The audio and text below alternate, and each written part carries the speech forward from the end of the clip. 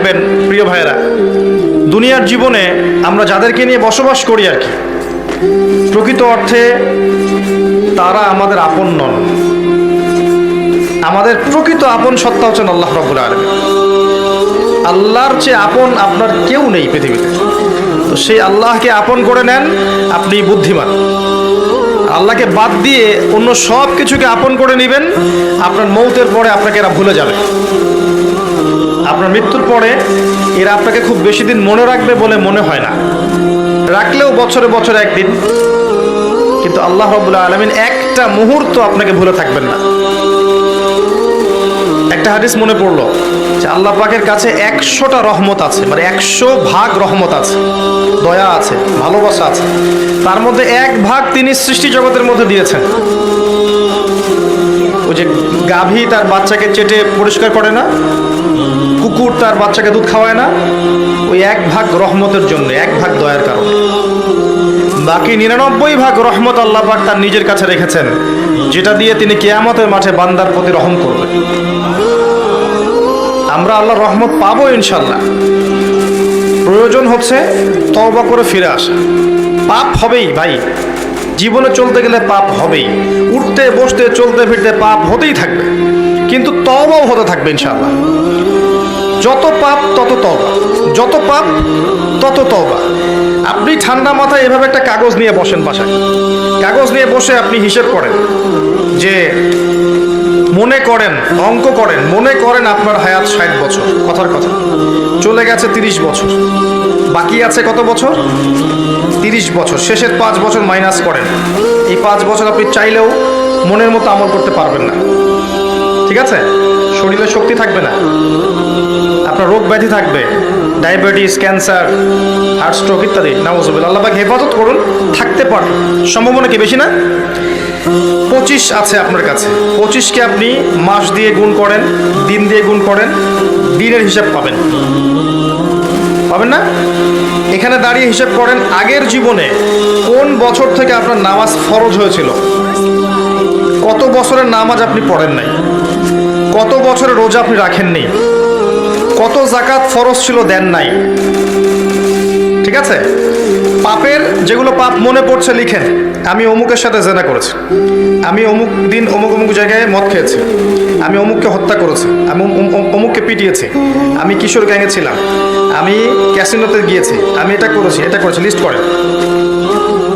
প্রত্যেকটা পাপ দেখবেন, এক একটা পাপের জন্য আপনি আল্লাহর কাছে আলাদা আলাদা করে আল্লাহর কাছে দোয়ায় বলবেন, আল্লাহ আমি ওই পাপ করেছিলাম, আল্লাহ আমাকে মাফ করে দাও, আমি ওই পাপ থেকে তওবা করছি আল্লাহ, আর জীবনে কখনো এই পাপ করবো না ইনশাআল্লাহ।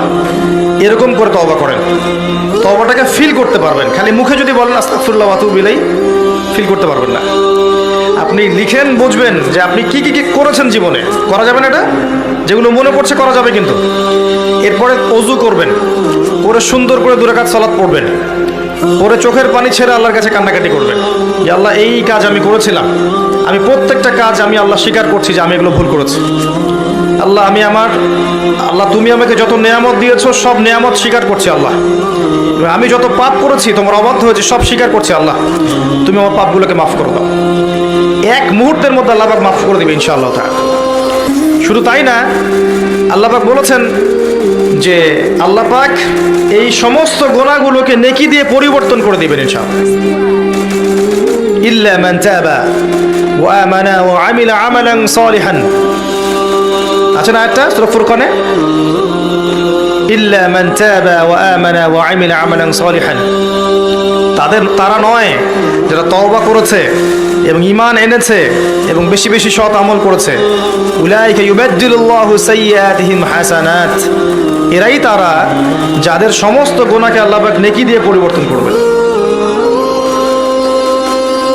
শয়তান ধোঁকা দিবে আপনাকে, শয়তান বোঝাবে এত তাড়াতাড়ি কেন, এখনো সময় পড়ে আছে, পরে তওবা করো, এত দ্রুত দিনের পথে আসতে হবে কেন, অনেক সময় পড়ে আছে, আগে পড়াশোনা শেষ করো, এসএসসি শেষ হোক, ইন্টার শেষ হোক, অনার্স শেষ হোক, মাস্টার শেষ হোক, একটা চাকরি আগে পাও, বিয়ে শাদী হোক, পরিবার হোক, শেষ বয়সে গিয়ে একটা হজ করে আলহাজ টাইটেল নিয়ে নেবো, ব্যাস হয়ে গেল।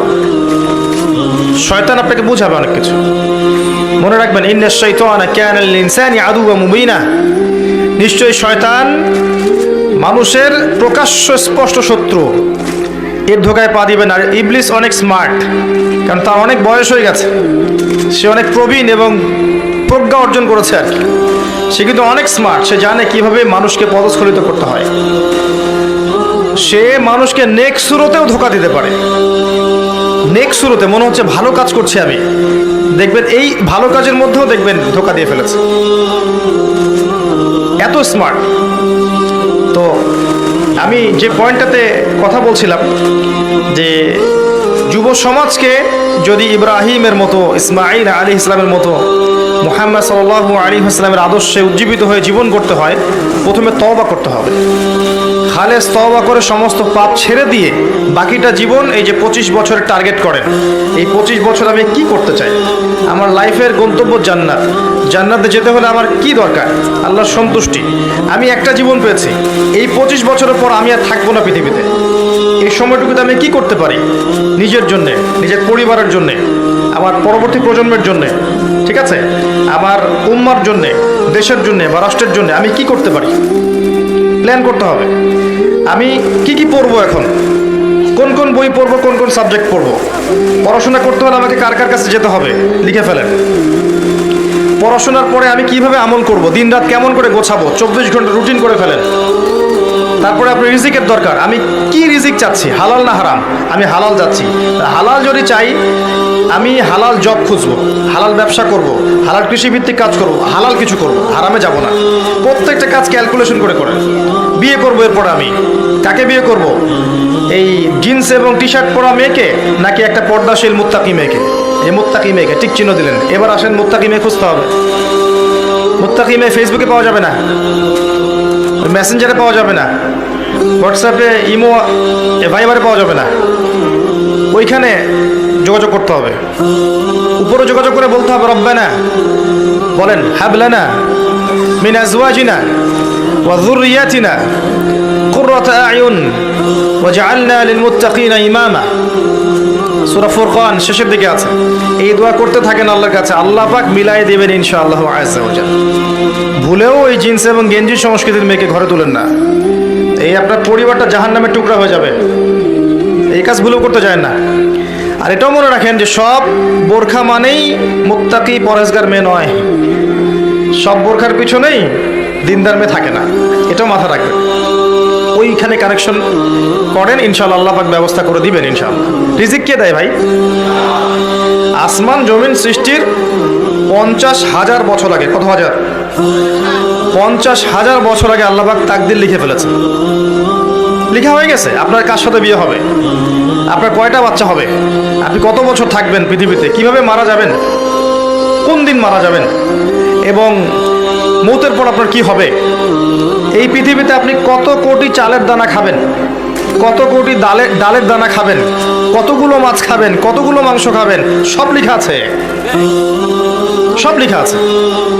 আল্লাহ পাকের এই পুরো সিস্টেমের মধ্যে আমরা, এর বাইরে যাওয়ার কোনো ক্ষমতা নেই। মানুষ তো আল্লাহকে চিনে না, মানুষ আল্লাহকে চিনে না বলেই আল্লাহর অবাধ্য হয়। আমি একটা এক্সাম্পল দিয়ে বুঝাই। আল্লাহ পাক সেই সত্তা যে আমাদের এখানে মনে করেন সবাই জান্নাতে যাবে, কথার কথা, এই সব মানুষগুলো জান্নাতে যাওয়ার 1000 কোটি বছর পরে তারা জান্নাতে কি করবে আল্লাহ পাক এখনই সেটা জানেন, এই মুহূর্তে জানেন আল্লাহ পাক। আমাদের মধ্যে সবাই যদি নাউজুবিল্লাহ জাহান্নামেও যায়, জাহান্নামে যাওয়ার 1 কোটি বছর পরে তারা কি শাস্তি ভোগ করবে আল্লাহ পাক এখনই জানেন, রাইট নাও। মানুষ আল্লাহকে চিনে না, কিচ্ছু ছিল না একসময়, আল্লাহ একা ছিলেন। একসময় কিচ্ছু থাকবে না, আল্লাহ একা থাকবেন। যেই ফেরেশতা মানুষের রূহ কবজ করে সেও থাকবে না, থাকবে, তাকেও মৌতের স্বাদ ভোগ করতে হবে, এমনকি মৃত্যুকেও মৌতের স্বাদ গ্রহণ করতে হবে। এটা একটা মজার কথা না? ওই ফয়সালা যখন হয়ে যাবে, জান্নাতীরা জান্নাতে চলে গেল, জাহান্নামীরা জাহান্নামে চলে গেল, এবার মৃত্যুকে একটা পশুর আকৃতিতে নিয়ে আসা হবে এবং তাকে সেখানে জবাই করে দেওয়া হবে। আর কোনো মৃত্যু নাই, শেষ।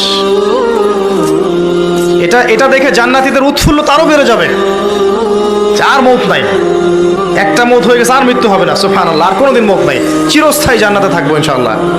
আর এই দৃশ্য দেখে জাহান্নামীদের আক্ষেপ আরো বেড়ে যাবে, হায়, মৌত থাকলে তো শাস্তি ভোগ করে মারাই যেতাম, এখন সেটাও আর হবে না।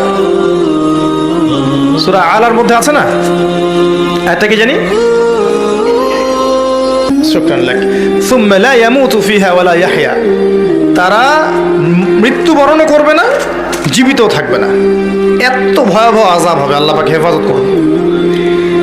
একটা কথা তখন বলতে চেয়েছিলাম, মাথা থেকে চলে গেছে, এখন মনে পড়লো। ওই যে জাহান্নামের ফেরেশতা মালিক, মনে আছে? সে কখনো হাসে না, কি করে না, হাসে না। নবী সাল্লাল্লাহু আলাইহি ওয়াসাল্লাম এই দৃশ্যটা দেখে জিবরাইল আলাইহিস সালামকে বললেন যে ওর সমস্যা কি, সে হাসে না কেন? আবু কামা ক্বালা আলাইহিস সালাম। তো জিবরাইল আলাইহিস সালাম বললেন যে আল্লাহ পাক তাকে জাহান্নামের রক্ষী হিসেবে সৃষ্টি করেছেন। যেদিন থেকে আল্লাহ পাক তাকে এই দায়িত্ব দিয়েছেন, ওই দিন থেকে সে কখনো হাসেনি।